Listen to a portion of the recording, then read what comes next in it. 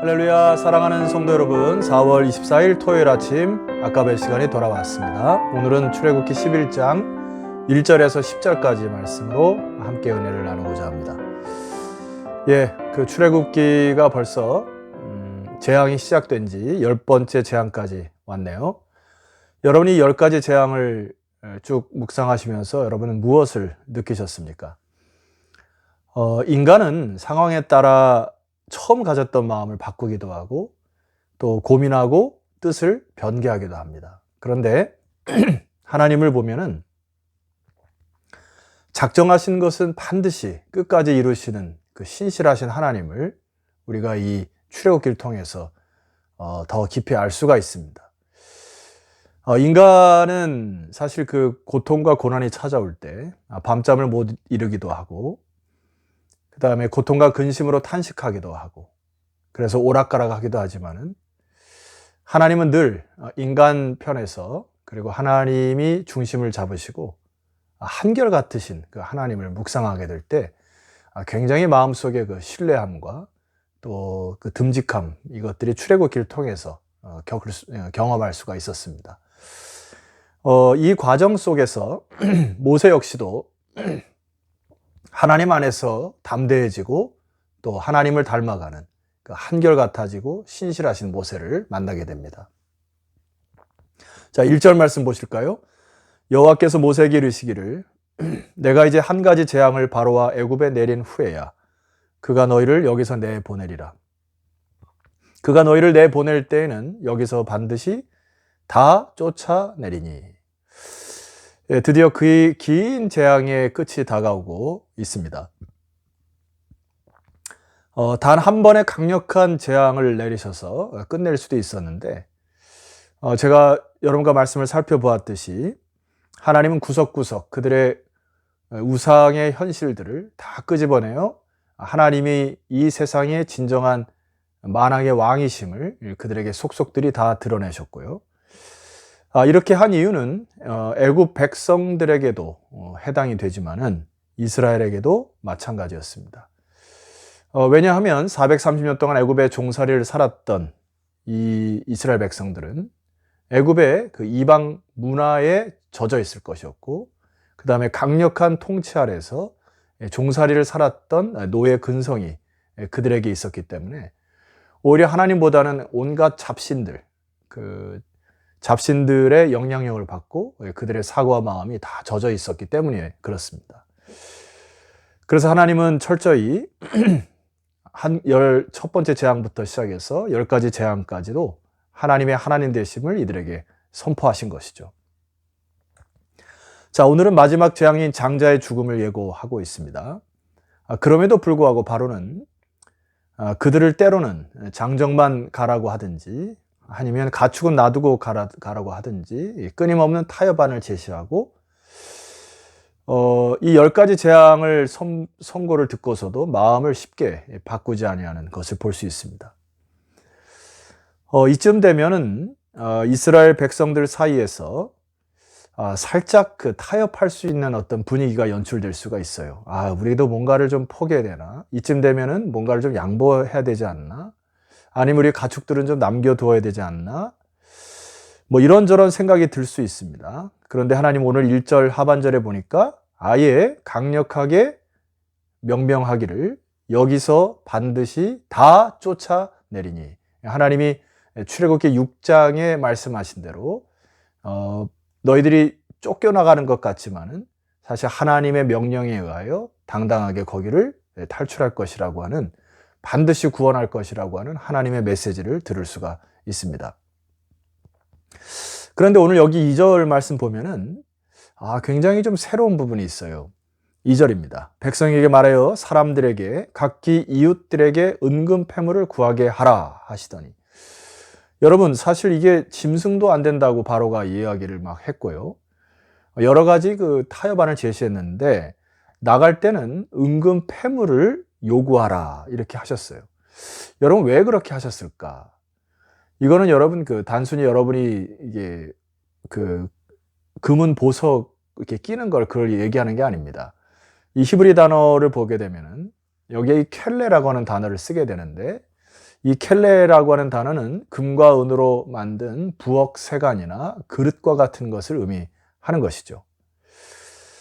자, 우리가 1차적으로 이 은금 패물을 요구한다고 하는 이유는 그때 당시에 430년 동안 노예 생활을 했던 이 노예 민족에 대한 대가로 주어졌어야 했습니다만은, 그러나 그것보다 더 큰 의미가 있었습니다.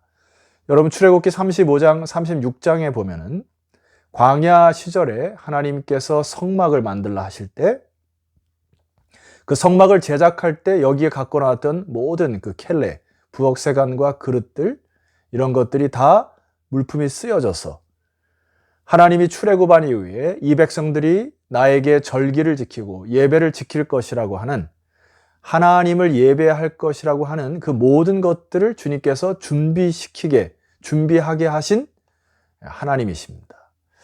참 놀랍죠. 우리는 고난당할 때에 이 문제만 해결되면은 하나님 앞에 감사를 드리고 예배를 계속 하겠다, 뭐 이렇게 다짐을 하는데, 어느 순간 그것이 채워지면 금세 잊어버리기도 합니다.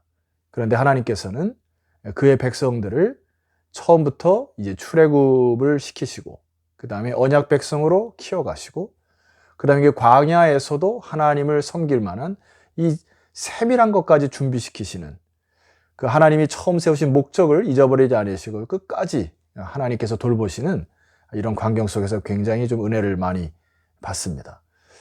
오늘 우리가 삶의 현장에서 이러한 신실하신 주님, 그리고 정직하신 주님, 여러분 닮아가셔서 주님이 처음부터 계획했고 또 약속하신 것들을 끝까지 이루듯이 저와 여러분의 삶에서 이런 신실함을 회복하는 시간들이 되었으면 좋겠습니다. 자, 두 번째 좀 감동적인 부분을 살펴보려고 하는데요.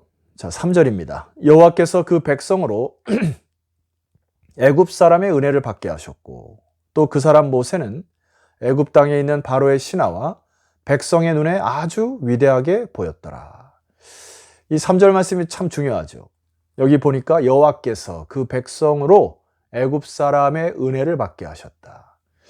자, 이 모든 일련의 과정이 하나님의 은혜가 없이는 될 수가 없었다는 이야기죠. 그래서 출애굽이라고 하는 것도 처음부터 끝까지 하나님의 은혜로 해석할 수가 있습니다. 또 하나, 여기 3절 하반절에 보니까 처음 모세는 굉장히 애굽의 바로에게 앞에 서기도 두려워했고 자기가 언어가 딸려서 주저하기도 했고 그런 사람이었어요. 그런데 여기 하반절에 보니까 바로의 신하와 백성의 눈에 아주 위대하게 보였더라. 이제는 그 모세를 하나님이 높여서 그들 사람들 앞에서 위대하게 만들어 주시는 이런 광경을 보게 됩니다. 여러분, 사실 이 모세가 이제 리더자가 되고 이렇게 위대하게 되었던 것은 모세가 잘나서 된 게 아니죠. 모든 것이 하나님께서 이끄신 그 은혜 가운데 모세도 되었다는 것을 아셔야 됩니다. 그래서 교만할 이유가 전혀 없죠. 우리가 사람의 입장에서 참 조심해야 될 것이 있어요. 바로와 신하 그들의 백성의 입장에서 모세가 위대하게 보였다고 하는 것이 그것이 무슨 영화입니까? 모세 입장에서도 자기가 그렇게 위대하게 보인 것이 뭐 그렇게 자랑입니까? 중요한 것은 무엇이죠? 그들 뒤에 계신 하나님의 위대하심을 발견하고 바로 입장에서는 완전히 하나님 앞에 무릎 꿇어 그런 좋은 기회를 얻었어야 됐고, 모세는 자기에게 은혜를 베푸신 그 하나님 앞에 겸손함으로 나갈 때 비로소 그 사람이 하나님 나라에서 큰 자가 되는 것이죠. 그래서 모세도 다음 말씀 보면은 자기의 이름이나 위대함을 자랑하지 않습니다. 자, 4절 말씀 보세요. 모세가 바로에게 이르되 여호와께서 이와 같이 말씀하시기를 밤중에 내가 애굽 가운데로 들어가리니. 자, 이 4절 말씀 보면은 모세가 성장한 것을 느끼게 됩니다. 그리고 모세가 성장한 채로 마음이 바뀐 것들이 보이게 됩니다. 자, 예를 들어 9번째 재앙이었던 흑암이 땅에 가득할 때까지 바로의 마지막 협박이 무엇이었죠? 여러분 10장 28절로 잠깐 가보세요. 바로가 모세에게 이르되 너는 나를 떠나가고 스스로 삼가 다시 내 얼굴을 보지 말라. 네가 내 얼굴을 보는 날에는 죽으리라. 이 바로가 모세에게 이제 위협과 협박을 하죠. 함부로 나에게 나오지 말라. 나에게 나오는 날은 너는 죽었다. 이렇게 되는 거예요. 그런데 지금 모세가 당당하게 바로 앞에 서서 최후 통첩을 내리고 있습니다. 4절에 뭐라고 되어 있죠? 모세가 바로에게 이르되, 그런 것을 전혀 두려워하거나 쫄지도 않습니다. 그리고 8절 말씀 보면 오히려 이렇게 얘기해요. 왕의 이 모든 신하가 내게 내려와 내게 절하며 이르기를. 그 뒤에 보면 나가라 한 후에야 내가 나가리라 하고 심히 노하여 바로에게서 나오니라. 지금 오히려 모세가 더 바로에게 화를 내고 11장 1절에서도 바로가 쫓아낸다고 했습니다마는 지금 누가 쫓아나는 자이고 누가 쫓겨나가는 자인지 헷갈릴 정도입니다. 화를 내는 바로를 타일러도 쉽지 않은 상황인데 오히려 모세가 심히 노하여 바로 앞에서 나오게 되는 상황이 됩니다. 여러분, 이 상황을 보면 모세가 굉장히 강하고 담대한 마음을 갖고 있고 또 하나님을 섬기는 자긍심이 엿보입니다. 자, 이 4절 말씀은 모세가 바로에게 직접 말하지만은 자신의 위대함을 나타내는 것이 아니었어요. 오히려 죽으면 죽으려는 심정으로 나아간 것입니다. 그리고 모세는 철저히 4절을 보면 하나님이 이 일을 직접 하시겠다는 말씀을 전하신 거예요. 그래서 이 마지막 장자의 죽음은 4절에 보니까 하나님이 직접 나셔서 이 모든 것을 하시겠다고 심부름 정도 한 것밖에 되지가 않습니다. 자, 5절 말씀 보세요. 애굽 땅에 있는 모든 처음 난 것은 왕위에 앉아있는 바로의 장자로부터 맷돌 뒤에 있는 몸종의 장자와 모든 가축의 처음 난 것까지 죽으리니. 위로는 그 로얄 패밀리, 바로의 장자로부터 맷돌 뒤에 있는 몸종의 장자, 즉 가장 하천민 중에 있는 포로에게까지 한 사람도 예외 없이 애굽에 있는 모든 장자들은 죽일 것이다. 여러분, 하나님이 왜 이렇게 하실까요? 그것은 하나님이 영적인 장자로 이스라엘 백성을 살리시고 하나님을 거부하는 세상의 장자를 죽이심으로 애굽의 장자는 심판받을 자의 대표요, 이스라엘 백성은 택함받은 자의 대표임을 말하는 것입니다. 그러니 죽는 자가 있으면 산 자가 있는 것은 당연한 것입니다. 성도 여러분, 우리가 질문해야 됩니다. 우리는 어느 무리에 들어가 있습니까? 이것이 정말 인생에 있어서 가장 중요한 질문이요, 우리가 놓쳐서는 안 될 질문인 것입니다. 7절 말씀 보면 참 마음에 감동이 있습니다. 7절. 그러나 이스라엘 자손에게는 사람에게나 짐승에게나 개 한 마리도 그 혀를 움직이지 아니하리니 여호와께서 애굽 사람과 이스라엘 사이를 구별하는 줄을 너희가 알리라 하셨나니. 여기 개 한 마리도 라는 뜻은 무슨 말일까요? 털끝 하나라도 하나님 백성을 상하지 않게 하시겠다는 것이죠.